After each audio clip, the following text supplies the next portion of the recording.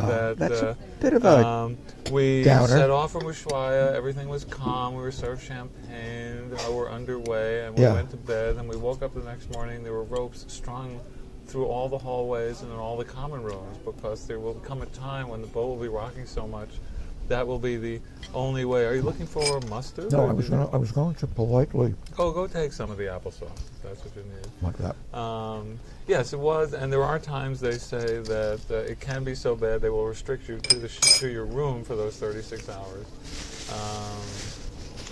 And it can be discomforting if you're trying to sleep and all of a sudden all the blood runs to your feet, then all the blood runs to your head, then all the blood runs to your feet, and then you're rocking back and forth. But to be on a beach with several 100,000 penguins and only 50 other humans is an amazing feeling as you sit there.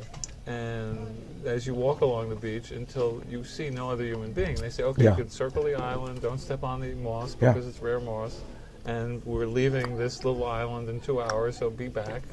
And you're just sitting there on the beach in the snow, surrounded by penguins, and it's about as alone as, unless you're going to the moon with 2 other people. How did Irene like it? Oh, she loved it. She's always wanted to go there. And we went with Lindblad when Lindblad started allowing civilians to do this sort of thing. We decided to go, but I was wondering if it's the kind of thing that you would endure for the prize of being at the other end. I take it that at no point did a dog come running across the snow toward you, being chased by a helicopter with somebody in the helicopter firing at it. Nothing like that happened. No, okay. and we did not. That did not occur. Okay. No one absorbed my form, and I am coming here to take over. Have you seen the third version of that Which is story? The third version? For those of it's a us Swedish-Canadian production. Right. And The Thing. This is another movie called The Thing. Yes. Do you know what the one? I have not seen that one. It's very good and a kind of a worthy. It's meant to be a prequel to the John Carpenter thing. So you are seeing horror movies then? Well, this came out like I think 10 years ago. 6 years ago, okay. I don't know. So 6 years ago you were seeing. No, I do see horror movies when people tell me to. I don't like that much of what I see, though. I don't like anything anymore. I don't like most movies anymore. Well, I will wave the magic wand to take us back to the time when young Skippy Ted Klein. Let's go to a happier time. A young teen, or maybe it wasn't. Maybe we're unhappy by then, and we have to go back to the single digits. Before the Great Sadness. That's right. Before the capital G, capital S. Right. Before the recent unpleasantness.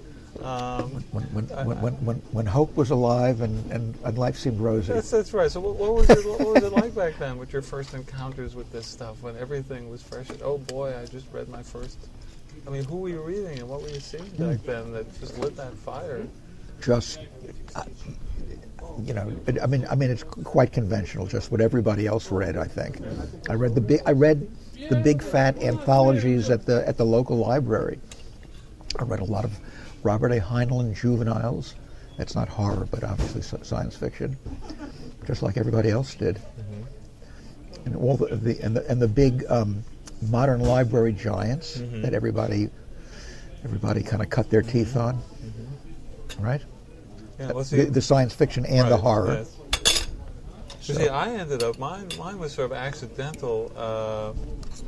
So to get to why that attracted you rather than the sports books or the mysteries. But I had an uncle who loved science fiction, and he would come over every Sunday and bring an Ebbinger's blackout cake and a bag of books. This is not Herb Edelman, the actor. Herb, not the actor, no, Uncle Jack. And so if someone is showing up with all this stuff that you can't afford, I think that helped elicit my love. But was it just you accidentally bumped across it in the library and it spoke to you, the weird things?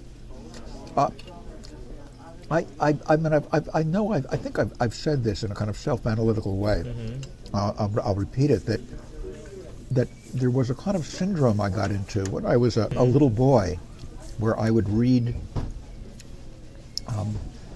horror comics and read monster magazines, like, with pictures of monsters like the creature from the Black Lagoon. Famous monsters of film. Exactly. And I would devour them by day, and at night I would get terrified that there was something that was going to come out of the closet and get me. Especially the monster from a movie that I happened to see on the screen on a trip up to Syracuse, I think, with my family, and that is Monster on the Campus. It was I think, God, Arthur Franz, maybe. It was directed by the same guy who directed Creature from the Black Lagoon, Jack Arnold. Mm-hmm. Okay. Anyway, Jack Arnold was also Incredible Shrinking Man, or The Amazing Colossal Creature. Probably. I don't know. Yeah. We need Ramsey here. But anyway, I think I would work myself up into a kind of a great fear episode at night, call for my parents to come in and kind of comfort me, and I think that was a kind of an interesting little, childish, neurotic pattern that evolved, where the fascination with horror by day led to my mother or my father coming in, sitting on my bed and kind of reassuring me at night, which probably, I think, was the payoff. Mm-hmm. So I see. So it was something just sort of subconsciously done deliberately to get the... I think so. I mean, I didn't think that at the time, obviously, but looking back, that, again, trying to be a little analytical, I think that was what was going on. Now, how did the family react to all? I know how my family reacted, but when I was involved, when I had night, I got some punishments about, you're not going to watch The Twilight Zone anymore. You're not going to, you're not going to read famous books. Because certain issues gave me nightmares. I mean, were they like, what is Ted doing here? Are we worried about him? Slightly off topic, but this reminds me. I'm old enough to remember watching The Twilight Zone when it first aired. Not reruns, and I remember, which I think that older people sort of forget when they watch it now. They were scary. I mean, I remember being a kid, and being kind of gripped and kind of truly scared by a lot of the episodes. Well, I remember being allowed to stay up late to watch them. I'm 63 now. Mm-hmm. So I was watching them at an extremely young age, but I remember nightmares, and not just from Nightmare at 20,000 Feet, which was the one that is most often spoken of as the one that caused people to have the Gremlin, right? Sure. And William Shatner, the one, or Eye of the Beholder, which was to me very scary. And Eye of the Beholder is the one where they sort of have the big reveal at the very end with the pig-faced people, right? But the one that gave me nightmares was, I believe the title is Stopover in a Small Town, where these sort of drunken suburban people wake up with a hangover, not quite sure where they are, and they hear childish laughter. There's no one around in this town, and they open the refrigerator. It's filled with a solid block for a loaf of bread and everything. And it turns out they're in a terrarium for an alien. And a giant hand comes down and picks them up, and mommy and daddy say, you're going to break your new pets, put them back in the... And they were stolen away. But that's the one that gave me nightmares. So I think Stopover in a Small... So which one freaked you out? I was going to say Eye of the Beholder, but... That was the one. It's funny because Carol Serling, I remember, was fondest of the episodes that had some kind of liberal political parable. Handful of Dust, was that one? That was the anti-lynching one, I think. Yeah, maybe. Or the ones with Adolf or even Hitler Monsters That Do on Maple Street, or the one about kind of a Hitler-like dictator. I don't know. I mean, in other words, she thought of it as because she being older, I think, just saw them as a good chance to teach some kind of valuable, politically correct lesson. Well, he did as well, though. I mean, did you ever? I'm sure you must have watched Rod Serling's interview with Mike Wallace. Yeah. When the Twilight Zone happened, and Mike Wallace asked him a question, something like, I'll paraphrase, well, I guess now that you're doing science fiction, you've given up having any commentary on the way the world is because of what advertisers were doing. You can't mention gas and Judgment at Nuremberg because the advertisers won't like it, et cetera, et cetera. And he response to Mike Wallace is, "Oh yes, I'm not going to, now that I'm writing about Mars and these things, it's not going to have any comment." I think he was lying. I mean, I believe he knew full well what he was doing when he was saying this.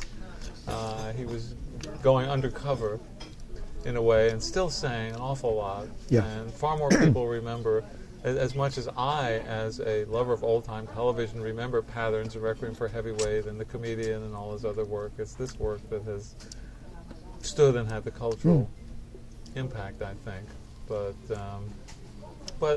has your love of that stuff changed as you've gone on? Meaning the episode that is my all-time favorite now, when I was a kid, would not have been my favorite. My all-time favorite now, I don't know about. Should I make a guess? What would you think has come to be a more middle-aged? I can tell you mine. Okay, and what is maybe that? It may be yours. It would be something like Walking That's Distance. exactly the episode Right. that is my favorite, Right, that I right. watch again and again. It works so well. Yeah. And I actually bought the record at some point in the 80s. Someone began pressing the soundtracks for individual episodes, stripped of dialogue, and the music for that episode is Bernard Herrmann. Do they For actually Walking Distance. have different music for each? The background individual music episode? for, yes, they would have composers who would do it. At some of them, in the early on, at least that one. That was one of the early ones, and that one gets me every time. Yeah. That's about. I'm glad to hear it. Walking Distance is the one. So, but as a child, the concept of a disaffected man being burnt out on his life and going back and realizing that, oh well, I guess it's not so bad anymore, and meeting his father, who realized, oh, this is my young kid who has somehow slipped through the dimensions, and said, are things really so bad where you come from? I mean, aren't there sunrises there and all that? But anyway, so. Well, I'm glad to see that we're in agreement. We're that you, I didn't two know pathetical guys is who that what it is? Well, are filled with nostalgia. That brings me to tears all the time. But to get back to your the childhood and your family, were they okay? I mean, the ones who were giving you nightmare, Eye of the Beholder, and everything. Did they respond in any way? Did they ever say, "Oh well, you take 2 weeks off, don't read these things"? They would beat me bloody. Is that it? So that's respond. Now we understand why you are exactly who you were. Right. Well, in the midst of all this, as you're absorbing these TV shows and these comic books that you read and the monster magazines, when did you actually try to write your first story? Were you a little kid writing it for your friends? Was it something more ambitious than that? Thank you for asking. Later on, I can tell you. That will be the name of your biography when you finally write your biography. Thank you for asking. Actually, my I do have some potential titles for my non-existent autobiography. Yes, so what will they be? I think the one I like best, although it's an expression that you don't really hear anymore, excuse me for living. Are you familiar with that? I know that one. I mean, I think the woman in there's a woman in The Music Man who says it. There's a line, excuse me for living, but I've never heard of it. I don't know. It seemed like a... Well, is that the kind of thing your mother is supposed to say? Oh, I'll just sit here in the dark, kind of thing? Kind of, right. And what are the other titles? My Road to the White House. Well, you could perhaps use one of my favorite autobiographical titles, an Oscar Levant title. I don't know how much of a fan you are of Like Oscar Treadmill Levant. to Oblivion or something? Well, he has one called Memoirs of an Amnesiac. Oh, okay. Oh, right. Which I always liked. I think maybe Fred Allen was a Treadmill to Oblivion, right? Yes. How about now I've completely lost where we're going with I this. forget now that too. we've titled all the books. Yeah. It was, when you first started I once wrote a story when I was probably in 6th grade. It was sort of a science fiction story set in the future. It was a diary of somebody writing in a world that was so heavily overpopulated that different amusing things would happen. This is all in the space, obviously, of about 300 words. At one point, he jumped up in the air for some reason to whoop with joy, and when he came down, there was already somebody occupying his space. But in the end, the protagonist of this little story buys a mansion. He's very excited, and he moves in, and you realize